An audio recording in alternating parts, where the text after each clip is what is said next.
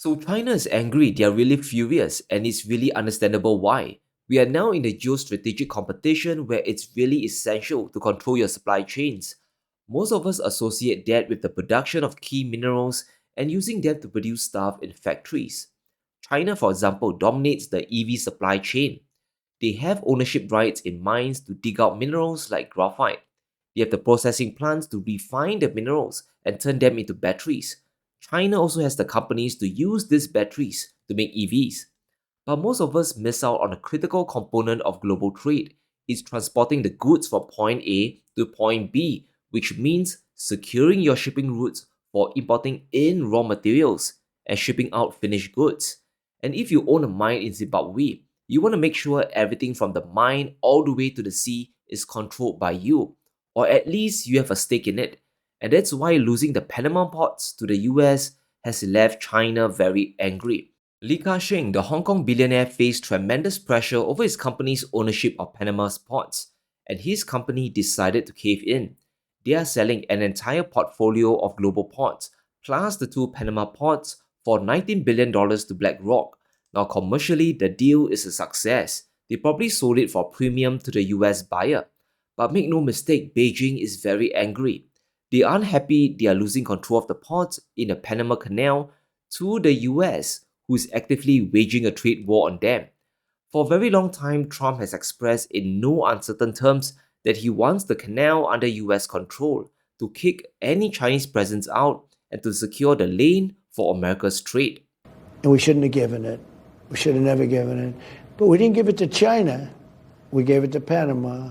And now Panama has gone out and essentially ceded it to China.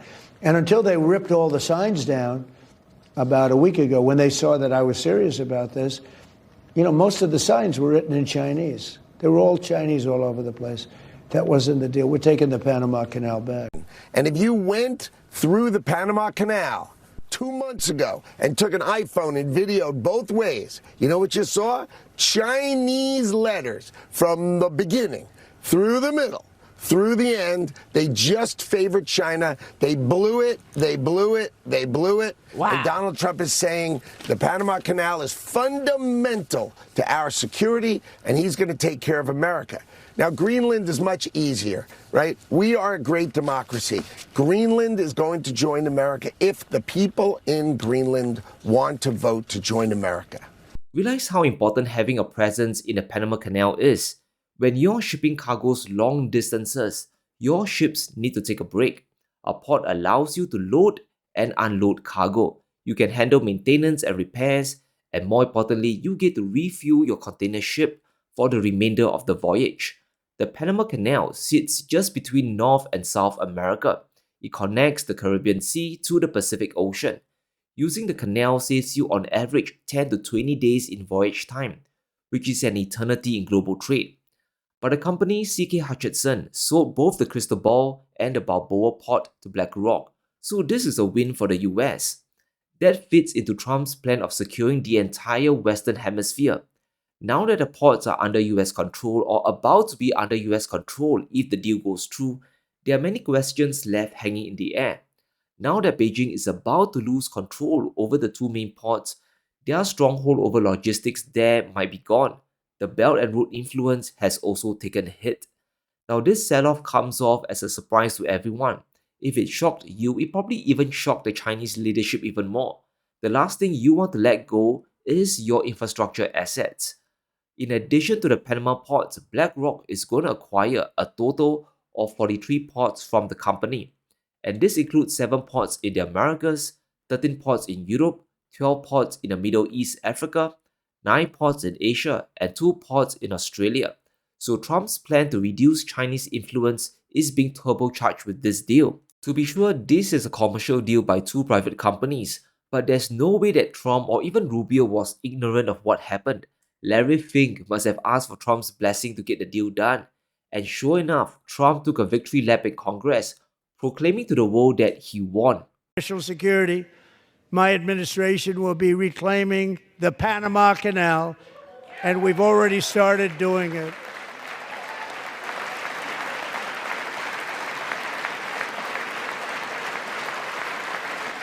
Just today, a large American company announced they are buying both ports around the Panama Canal and lots of other things having to do with the Panama Canal and a couple of other canals. It's no surprise that China is furious. In fact, they're hopping mad.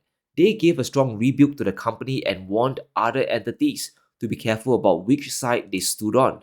China calls the deal a spineless plan, which really shows how much anger they have towards the sale of the ports. In the period where Trump is trying to block investment into China and tariff their exports, this deal does not make Beijing happy at all. Here's the big question: will the deal go through? Could Beijing block a commercial deal? Because it's now a very messy situation. While the deal is seen as commercially viable, Beijing doesn't see it this way. Just like the US, everything is now about national security, and this will be the ultimate litmus test to see how far Beijing will go. Here's the problem with giving ports up to the US. Trump is already targeting Chinese-made container ships that arrive in US ports, and if you buy a ship from China and use it to ship products to the United States, you might just get punished with a big levy. A ship docking at a US port could be charged a service fee of up to $1.5 million for operators with 50% or more of their fleet being Chinese-built vessels. They might be charged $1 million per ship. Sure, if you divide the tax up by the cargo being shipped, it probably works out to less than $1 surcharge. Customers can easily absorb it, but it will still hurt revenues and the bottom lines of Chinese companies. Worst of all, it actually reduces the incentives for global companies to buy Chinese ships, which is exactly what the Trump administration is trying to target. He's basically playing Monopoly on the high seas, and he has gotten 43 new ports, 43 new cards.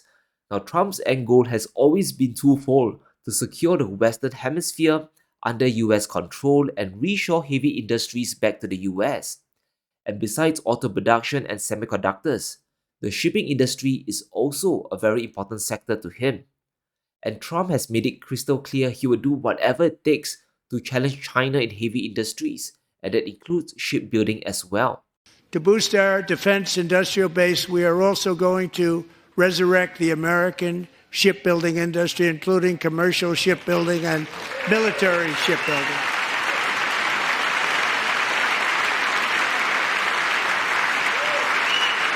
And for that purpose, I am announcing tonight that we will create a new Office of Shipbuilding in the White House and offer special tax incentives to bring this industry home to America where it belongs. We used to make so many ships. We don't make them anymore very much, but we're going to make them very fast, very soon.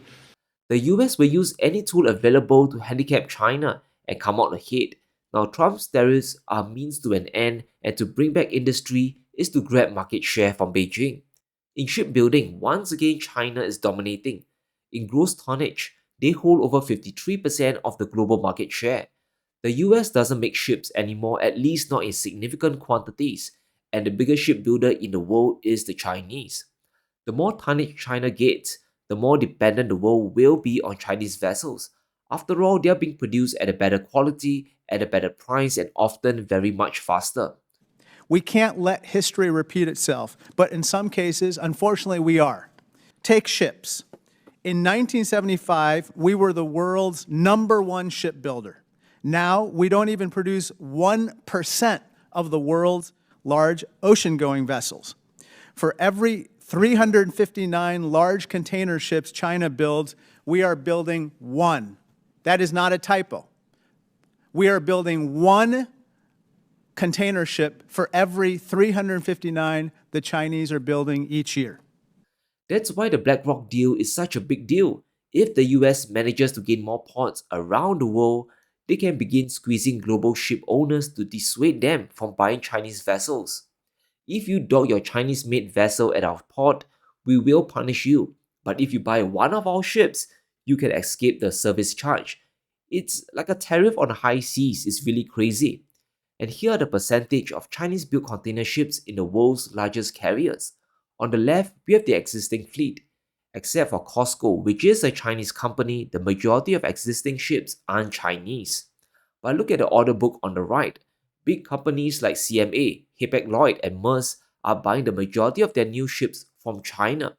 If you're the US, you see this as a threat. So the standard MO will be to punish these companies. And how do you do that? You impose a sort of tax they directly pay to you when they land on your ports. It's basically the game of Monopoly. Instead of homes and hotels, you acquire ports and you hope Chinese ships land on them. It's sad, it's ridiculous, and it's hilarious all at the same time. So the plan really goes beyond just the Panama Canal. When China says the US is out to contain them, they really mean it. From cheap sanctions to tariffs to now taking over global ports, this Game of Thrones is getting nastier by the week. So what will China do? Will they block the deal and force Hutchinson to keep the ports? Because they're obviously very unhappy with the deal. Or maybe Beijing will buy over the ports from Hutchinson and set up their own state-owned company. Who knows? And here's what the Chinese mouthpiece in Hong Kong said. The canal is the core route for China's trade with Latin America and the Caribbean. The United States will definitely use it for political purposes and promote its own political agenda. China's shipping and trade there will inevitably be subject to the United States. So we have to watch this more closely. It isn't just restricted to trade tariffs, the bond market, or US-China stocks. The economic war is really expensive. Supply chains are where the real battle is taking place. But let me know what you think. Will China block it? Or will BlackRock walk home with the deal? Let me know in the comments below. Stay safe. Be sure to smash the like button and subscribe as we navigate through these crazy times.